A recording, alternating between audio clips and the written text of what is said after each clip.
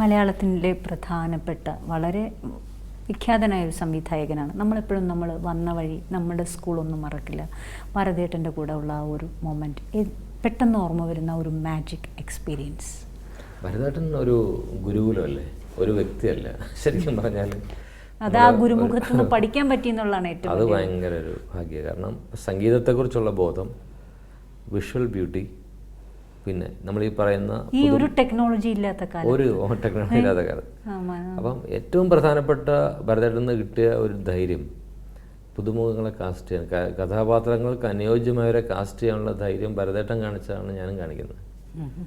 അപ്പോൾ തകര, ചാട്ട, ലോറി തുടങ്ങിയിട്ടുള്ള സിനിമകളുടെ ഭരതേട്ടൻ്റെ ആപ്റ്റ് കാസ്റ്റിംഗ് അല്ലേ. അപ്പം മ്യൂസിക്കും വിഷ്വൽ ബ്യൂട്ടിയും കാസ്റ്റിങ്ങിലുള്ള ഏറ്റവും വൈവിധ്യങ്ങളും എല്ലാം ഭരതേട്ടനാണ് തന്നിരിക്കുന്നത്. ആ ധൈര്യം അത് ഒരു എനിക്ക് തോന്നുന്നു ഒരു വിദ്യാർത്ഥിക്കും അതുപോലൊരു ഗുരുവിനെ കിട്ടില്ല. കാരണം ഒരു യൂണിവേഴ്സിറ്റിയാണ്. യെസ്, ഭരതേട്ടനൊരു അത് വളരെ നേരത്തെ നമുക്ക് നഷ്ടപ്പെട്ടു പോയൊരു പ്രതിഭയാണ് ഭരതേട്ടൻ. ഇപ്പോഴും നമ്മൾ പഴയ പാട്ടുകൾ നോക്കുമ്പോൾ പലതും നമ്മളെ ഇതെങ്ങനെ വിഷ്വലൈസ് ചെയ്യുന്നു തോന്നും. ഞാൻ വൈശാലിയൊക്കെ താഴ്വാരമൊക്കെ എനിക്ക് ഓർമ്മയുണ്ട്. അതിൻ്റെ നേരത്തെ ഭരതേട്ടൻ അങ്ങ് വിഷ്വൽ സ്കീം ചെയ്യും.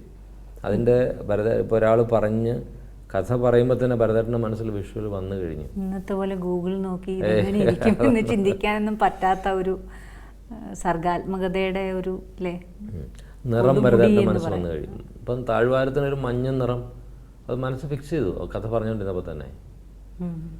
വാസുവേട്ടൻ തന്നെ പറയാറുണ്ട്, എപ്പോഴോ ഇയാൾ നടന്നു വരുന്ന സമയത്ത് ഭരതേട്ടൻ പെട്ടെന്ന് പറഞ്ഞു, വാസുവേട്ടൻ നമുക്ക് ആ സമയത്ത് ഒരു യെല്ലോ ലൈറ്റ് ഉണ്ടായിരിക്കും അവിടെ, അല്ലെങ്കിൽ ഡസ്റ്റ് ഇങ്ങനെ പറന്നിട്ടുള്ളൊരു അതൊക്കെ. അപ്പോൾ ഒരു മൊമെൻറ്റിൽ തന്നെ അതും പുള്ളി വിഷ്വലൈസ് ചെയ്ത് കഴിഞ്ഞു.